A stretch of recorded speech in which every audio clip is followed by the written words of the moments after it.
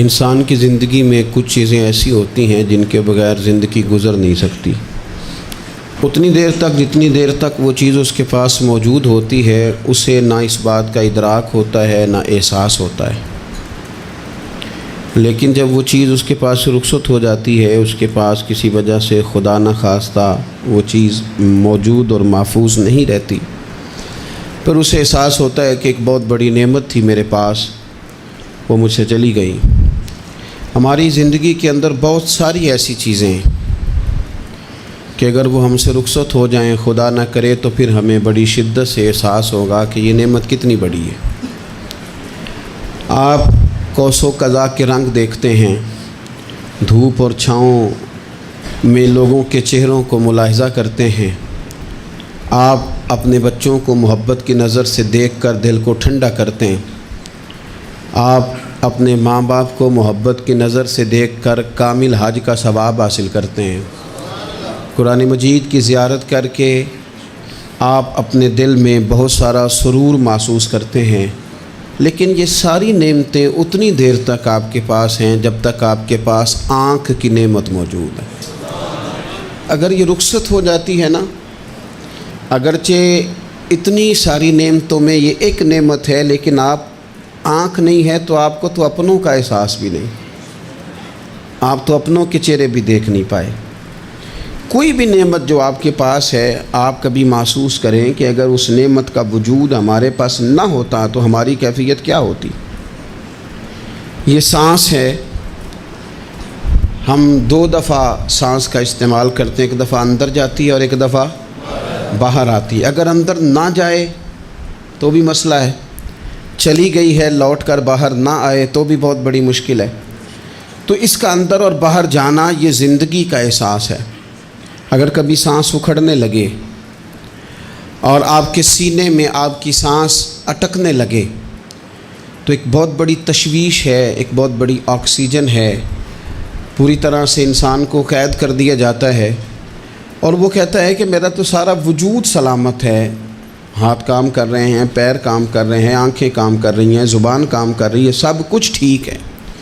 صرف سانس اکھڑ گئی ہے۔ تو انسان محسوس کرتا ہے کہ یہ ساری چیزیں سلامت ہونے کے باوجود میرے کسی کام کی نہیں۔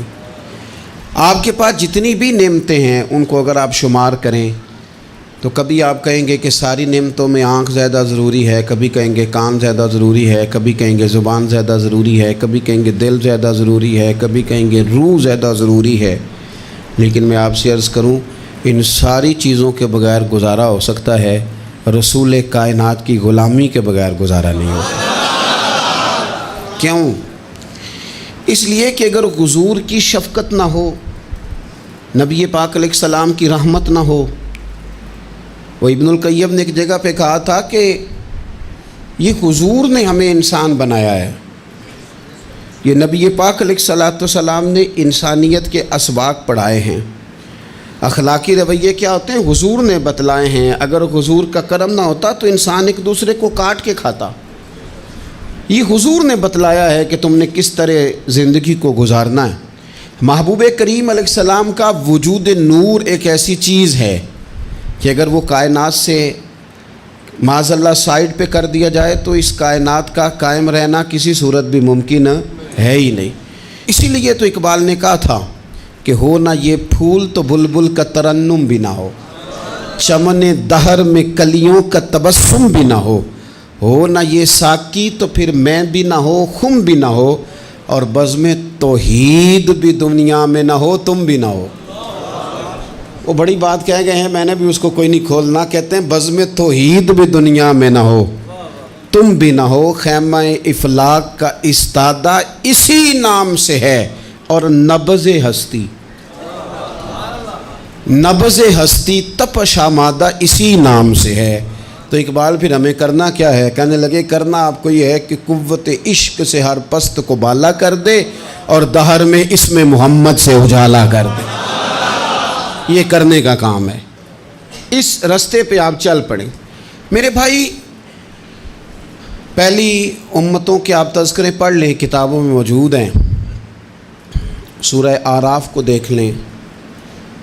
اس میں بہت ساری چیزوں کا تذکرہ کر دیا گیا ہے، اور بھی قرآن مجید کی بے شمار صورتیں ہیں، آپ ان کو دیکھ لیں، اس پر غور کر لیں۔ جب قومیں نہیں مانتی تھی، انکار کرتی تھیں، تو اللہ تبارک و تعالیٰ انہیں تباہ کر دیتا تھا۔ بات نہیں مانی، ختم ہو گئی۔ ایک مقصد ہے نا جس کے لیے کسی چیز کو بنایا گیا، تو مقصد تخلیق انسانیت کیا ہے کہ وما خلقت الجن والانس الا لیعبدون، جنوں اور انسانوں کو اللہ نے اپنی عبادت کے لیے پیدا کیا، اور ان کو جب عبادت کی دعوت دی گئی، جب انہیں پیغام دیا گیا اللہ تعالیٰ کی توحید کا، انہوں نے نہیں مانا، تو جس مقصد کے لیے بنایا تھا جب اس طرف ہی نہیں آئے۔ یہ پنکھا لگایا جاتا نا ہوا کے لیے، تو اگر پنکھا ہوا نہ دے تو اس کا کوئی چھت پہ کام ہے؟ اس کو اتار کے تو آپ سکریب والے کے پاس